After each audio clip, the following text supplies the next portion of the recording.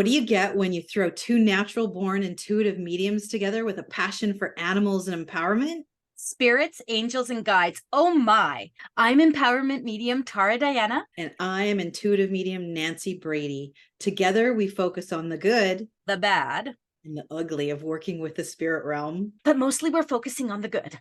Hey Tara, how you doing?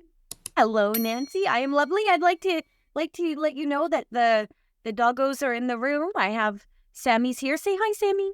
Hey, Sammy. And Honey is right behind me, and Doji will come down here for love or money. So there we are. And Dory is at my feet as well. So we have dogs at our feet, and we are ready for this podcast. We are ready to go. All right. So Tara, today we are talking about mentors. What makes a good mentor? What makes a bad mentor? All of that fun stuff. And this is going to be, I just love it because I will say stuff to Tara and I can just trigger her with like 2 or 3 words and send her off the end. So I have a feeling you guys might want to hold on to the roller coaster that is this podcast. You know what? Mentorship. See, I'm so I'm all ready for this. I'm already choking on my words. Mentorship is important. Mentorship's important in some capacity. Because there are things that you need to learn, etiquette in giving a message, right? Etiquette is a big thing. What you are actually going to give and how you give it can be life-changing. Absolutely. So I think mentorship is tricky. It is tricky. I'll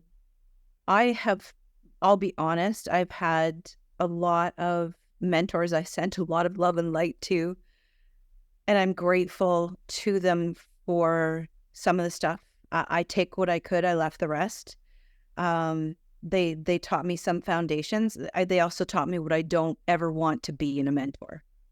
I think the key thing you said right there is that I took what resonated and got rid of the rest. That is the key to any mentorship, because it will be very, very rare that you, unless you're just not a free thinker, but it will be very rare that you'll go into a mentorship program and be like, damn, every word that came out of Tara's mouth was bang on for me. It will be rare. There will be some things that will resonate and others. You know, I had an amazing mentor I only had one mentor really for a very small period of time. And I took what resonated with me and I use it to this day. And what didn't resonate with me, specifically wearing, over the knee skirts and dress jackets to give a reading, that wasn't my cup of tea, but she was a very good medium. She was very sound in her mediumship. She was very much like me. She did all the kinds of mediumship. And the rest I left behind, right?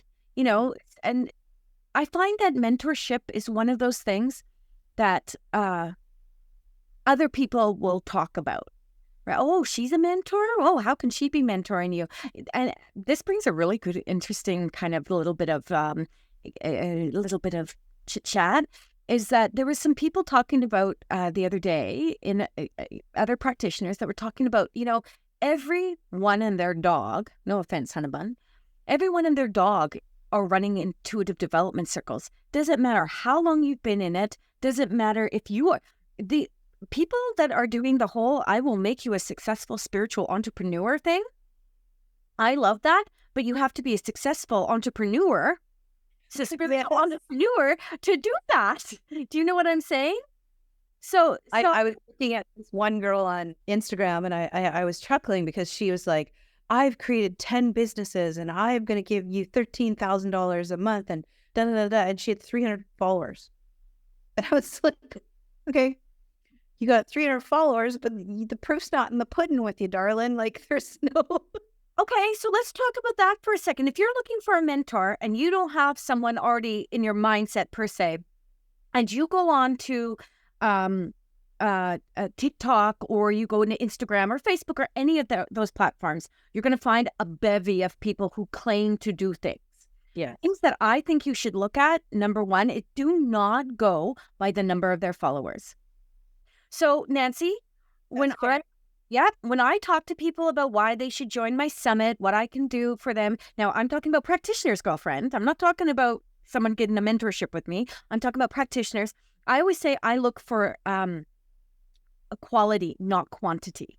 So what I mean by that is I don't need 100,000 people in any one of my groups or any one of my followings, because 100,000 people doesn't mean 100,000 people are actually interacting with me and a part of the, we're working in a journey, and it doesn't mean that. So coming to me and saying I have 95,000 followers, doesn't mean a thing to me. I want to know, what's the good stuff. The other thing is I want to see some kind of engagement, right? Okay, and let me explain my comment a little bit about that, because I agree. It's definitely quality over quantity. But there's no way she's making $30,000 off 300 people. No, I mean, I get that. Don't get me wrong. Yeah, like so that from a business perspective, that's straight where my brain went to. From an absolute, I have some amazing people I've met who have very little followers because they don't like social media. They've taken it off the platforms. And their energy resonates with me. So I 100% agree with you on that point. Actually, that isn't what I even meant, though. But what I really meant was legitimately you got to be able to prove what you're saying, right? So she may have 300 and say this, and this woman may have 900,000. Oh my God, I'm almost at 1 million with someone. But and neither one of them actually could be necessarily being authentic in that, right? So what my point was is that you really need to go down and do some research. Okay, I'm going to say something. Book a session right now. There is the spiritual entrepreneurship. Everyone is in the women's community. Oh, I'm going to get so much flack for this. In the women's community, there seems to be this thing that everyone has to pull cards now. Everyone is a spiritual, intuitive. They will build your business intuitively. I've done that my whole entire work without realizing that's what I'm doing. When someone sits with me and we have a conversation, I'm like, Spirit's telling me. I'm so passionate. I'm knocking the glasses off my face, guys. So, they come to me and I tell them the stuff because that's what Spirit's telling me. My point being, though, is that everyone and their dog is saying that they're this spiritual entrepreneur, but it's not about the money. Mm-hmm. You have to have an exchange. A very good friend of mine who did some work with me, Joanne Banka, she's all over Instagram, YouTube, whatever. She kept reminding me, even though I was talking to her more like a mentor than, she was like, you need to get over this exchange thing. I'm not afraid of the exchange. I just don't feel I need a greedy grab. So I need to be able to prove I can do the work if I'm going to take you on as a mentor. I need to give you accolades from other mentor students or whatever you call them.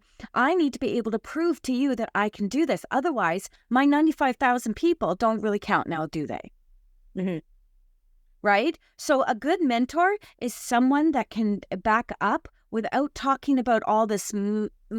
Everything has to be about money. I don't feel that feels super authentic. I feel like you want to be a good medium? I'll teach you to be a good medium. What you do with that financially is up to you. You want to make a living of this? I can give you the tips. But it's up to you what you do with it. That part isn't what I'm teaching you. I'm not teaching you to become, anything other than a good medium, intuitive, a good energy practitioner, whatever you want to be. The business aspect of it, you wanted to make 40K a month, then hey, all the power to you, baby. I'll come and hang out at your pool. But but it just, so I don't love the focus on that stuff, I guess. I agree. And I like to encourage people to question the mentors, to make sure that they're not taking everything as the Holy Bible, so to speak. A lot of mentors, what we do is we teach what we've learned and how we've interpreted it and what's worked for us. So, when you're going to a mentor, it's not the end all be all. Right. Yeah. And the other thing that I like to do, one of the things that I learned that I really disliked from my previous mentors was two in particular were really in it for the money. Um, One was very cliquey, and I won't throw names out there. It's Father, it's not what. it's not. I'm not worth throwing the energy. But one of the things that I disliked the most is it was all about getting you excited and getting you into this community that you felt part of something. And then the minute you would ask them something, they weren't engaged with you because it was about the almighty dollar. It was like, book a reading with me or do this or do that. And that was quite frustrating for me because, at the time that I was developing, I just wanted to ask a question. And Nancy, can I just jump in here? Yeah. One of the biggest things that I say in mentorship, we have many teachers. You're not just going to have one person, but if you want to follow someone along the way, that person should be able to be available to you to the best of their ability. I mean, sometimes people are busy, but they should always be able to connect with you personally. So when I talk about paying someone, remember in the last podcast, we were talking about, boundaries, and that is not, I'm not talking about sending you to my assistant, Dylan, who does my administration and saying, Dylan, answer her question for me. I want to be there for you. Set times, set place, keeps me sane to the best of all of this mess, but it keeps you in that best place. But you want to be available for them, and you want to take them with you. If they are, Go ahead. if they are, if they in the end of all of this, and you've given them opportunities, I always give my mentorships opportunities to read with me at my events, join other intuitive circles, showcase in empowering intuitive souls. I always do that as long as they're authentic and their work is good and they've continued to grow and develop. So here's a trigger for me. And something that I love that you do. But you still stay engaged with the people who are studying with you. And with these two mentors, what I found is they got a little too big for their britches because they both kind of got television opportunities. And so they pushed all of what the mentorship was that I was doing with them onto their students. So suddenly their students were coming into the teaching capacity, or their daughter. And it was like, oh, she's just as good of a medium. You can talk to her. Well, no, I signed up for you. There it is. We're of energy, right? And so that was that. Girl. Like that you encourage people, you help them grow, but you don't push your stuff off like, I'm too busy, you go do the reading with so-and-so, because that's a trick for me. You know what? And here's the if someone, I remember you telling me that, and I was like, I was slowly vibrating in the seat, and I was like, that's not fair. I don't beget anyone getting the exchange and getting what they're worth. Right? My 3 month, well, it's actually 3 months and 1 week program is $3,000 Canadian, bar none. You get me twice a month for an hour. You get a weekly plan that you have to practice and work with, and I'm available via Zoom and online when you need me. So if you have a question, you don't have to wait to that hour to an hour and a half, meeting 2 weeks down the road. You get me. Here's my thing. Any good practitioner that is mentoring anyone should never, ever pass the buck to someone else. I'm going to tell you why. Because if you are looking at this from a business point of view, and let's talk about the television mediums and stuff, and these mediums with 950 decks of cards and all those things, they are now a brand. Right? Any of us that do anything that's, Nancy, you're a brand. I'm a brand. Our podcast's a brand. We are a brand. And there is many people that I would gladly send to for messages, send my clients to. I've sent many to you. Because the animal communication is much better handled by Nancy. And sometimes, there's other people that I think would be better suited to Nancy than me. And that's fair enough. But if I was going to say to someone, please come and get mentored by me, all of this, come and get mentored by me, and you will get all of this from me. And then I would turn around and say to you, oh, but Nancy's going to teach you this, this, and this now. Hmm. After you've signed up with me and we started the program, and I'm like, oh, you know what? Nancy's going to do this now, or Nancy's going to hold this circle. That's not cool. You could have teachers in your community. Like I could have, and maybe I will, Spirit Essence by Tara Diana with a host of different people that teach different things. Maybe that's somewhere down the road. I've got too much on my plate, but maybe that's somewhere down the road. That's different. Come and mentor with Tara, and Tara has these other people that will mentor you in these aspects. So Tara's the thing, but Nancy and Lucy, the dog, I don't know, and so-and-so are going to look after this aspects of it. Be upfront, be impersonal. If I say that you have access to me, I mean you have access to me. Yeah. And I don't care what you do afterwards. And what I mean by that is, if you think you don't need me anymore, you don't need to be in my circle, you don't need to be around me, I'm okay with that. You grow and you develop and you move on. And that's, I think, for any good medium or mentor, I should say, we want our students to grow and carry on and do better and learn more and become their own unique brand. So we were talking about brands, right? Not everyone can be craft dinner. Maybe they want to be linguine. Maybe they want to be Bucelli. I don't know. I love craft dinner. I should say that. I think that is probably, and I know all the people out there say, don't put that access in your body. I say, screw you. I love craft dinner. Another thing about mentorship is this. Not everyone needs to have a mentor. Yeah. Not everyone needs to have a mentor. I find that mentorships are really, really good if you are, and I have a specific program for this, but if you have a really sense that you want to do something, but you have no idea what it is, and because there's so many aspects to this, I always say go and find someone that would do something like Metaphysical 101 and Right. go in there and tap into all aspects of it. So the healing, the automatic writing, the cards, all of that stuff. Go with someone that does that. Now, I have no hesitation if someone said to me, I want to do this kind of trance channeling, let's say. I don't mentor in trance channeling at all. I immediately would send them to the person that I feel comfortable and good with. I would send them to them for trance channeling. If someone said to me, I want to be an animal communicator, I feel I have a really good connection to animals, I have no problem sending them to that being you. If someone said to me, Tara, I want to be a medium, and I would say, I got you, baby. Now, stop for a second.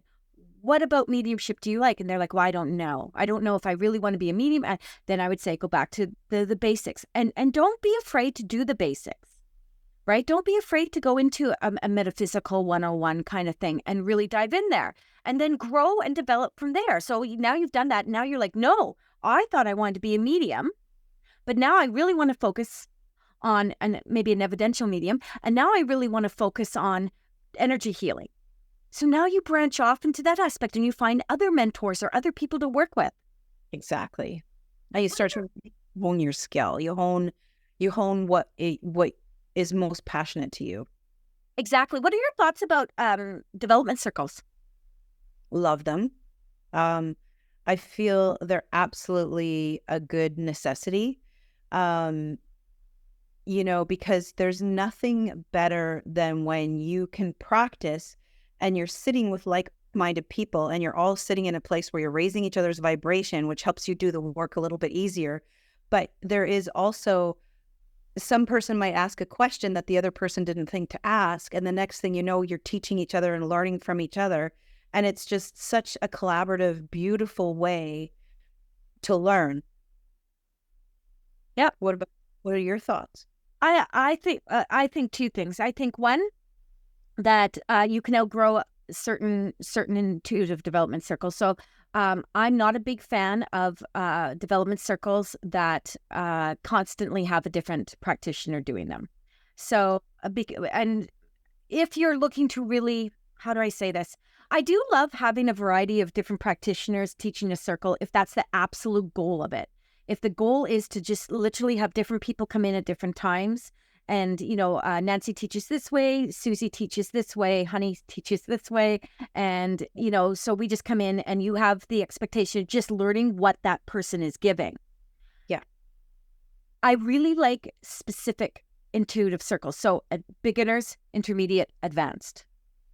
Yeah. Because I find that when you have a circle that you just open to anyone and just let anyone come into, you've got to remember that Carol is a beginner and Jack is intermediate beyond, and so is over here. And so now you've got to kind of cater that class to all of those different levels of intuitive, which can sometimes, if you don't know in advance, take the whole class to make sure that Carol understands what a chakra is, and so that so-and-so understands that, oh, I'm working in fifth dimension. And so I love a good development circle. I would say to people that it would depend on what you're really looking for in the development circle. And again, I would look at the practitioner. And one of the biggest things I'm going to say to you, and everyone can come at me, I don't care, is that how long your person has been practicing spiritualism, or not even spiritualism, remove that. They could be a spiritualist their whole lives, metaphysical work. Because if you were in a circle and you've only been doing this work for a year, I just feel that experience is important to the actual circle itself. 100%. 100%. And how that energy resonates with you, right? If something feels off or wrong, leave. I've left circles before because of the people around me attending the circle. The personalities were just, it was too much. I was like, nope, I'm going to move on from that. Even though I liked the mentor. Yeah. But found a different capacity to work with that mentor. So I really think I would encourage people to go to what you're drawn to, what your energy sort of aligns with. And then, like, I love the idea that Tara's saying about that beginner, intermediate, advanced.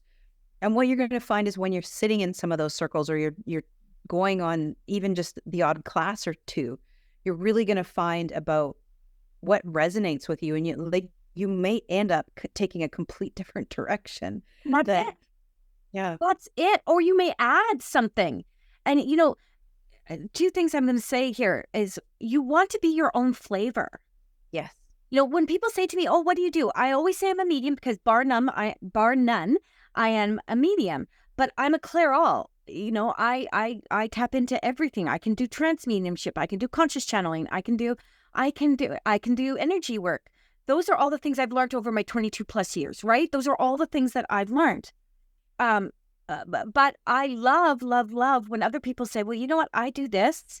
And honestly, when people come to me and say, hey, what do you see? What does spirit see for me doing for a spiritual work? And spirit will give them, and this makes me always laugh, they will give them a plan.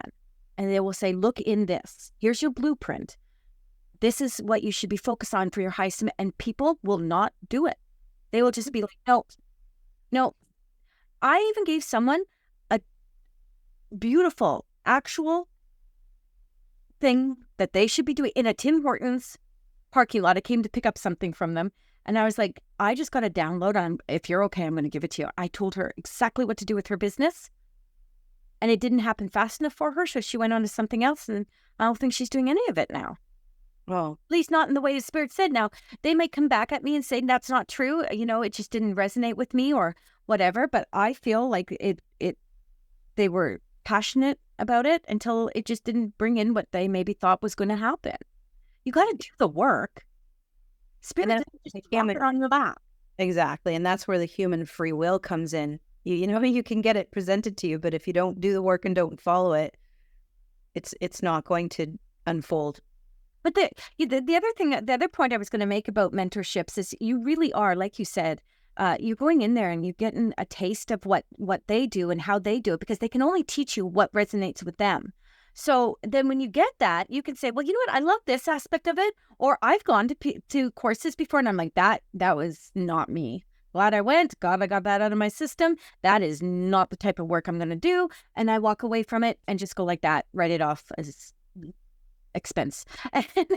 And then, you move into that next space. But you should always look at what is it about the work that you're going to do that is going to, if you want to do this work professional, if you want to do this, you're passionate about this, empowered in it, you're going to want to look at what your flavor is. What is going to draw people to you, right?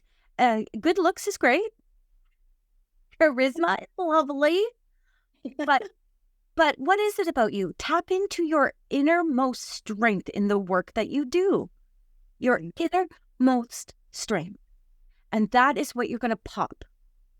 So if you're a medium and you suddenly in the middle of your mediumship, you are doing healing work, and it's all of a sudden now you're moving hands and that feels natural, and the people that you're doing that with, it feels natural. That's your niche.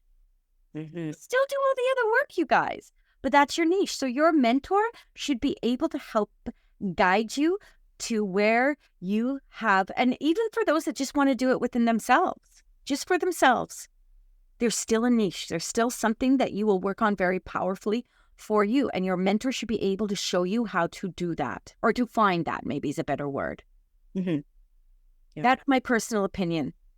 I love it. On mentorships. I agree. So I think if we were going to summarize for everyone listening, put the feelers out, feel the energy, see if it's someone that, resonates with you, take what you can, leave the rest, and just keep massaging it until you find your own unique spot in the world with the work that you're doing. And I would highly recommend finding a development circle around you. And if you have to test them, a few of them, to see which one really vibes with you, please do. There is nothing worse than sitting in a development circle and the mentor is not, teacher, instructor, practitioner, whatever, facilitator is not nurturing you. They don't have an interest in you, or the people around you. There's too much ego. You should always have healthy ego, but there can also be, psychic vampires that just, know everything. And find the one that makes you feel good, because that's where you're going to thrive. Agreed. And I think that is a perfect place to wrap it up. So thanks everyone for listening. I am Nancy Christine Brady, intuitive medium, animal energy worker, and communicator with the lovely Tara Diana, empowerment medium, all things spiritual. I'm gonna try to come up with a different thing every time now. Okay, I'm gonna count it. I'm gonna hold you to it. Yeah, it'll be one squirrel. Tarzan is something else. Okay, let's remind them that they can follow us on all our platforms, and that they can even watch this video and stuff on our YouTube channels. Everything is under Spirit Essence by Tara Diana and Nancy Christine Brady, and give us a thumbs up if you like it. Thanks, everyone. We'll find you. No. Cut us off, girl. Bye, everyone. Bye, guys.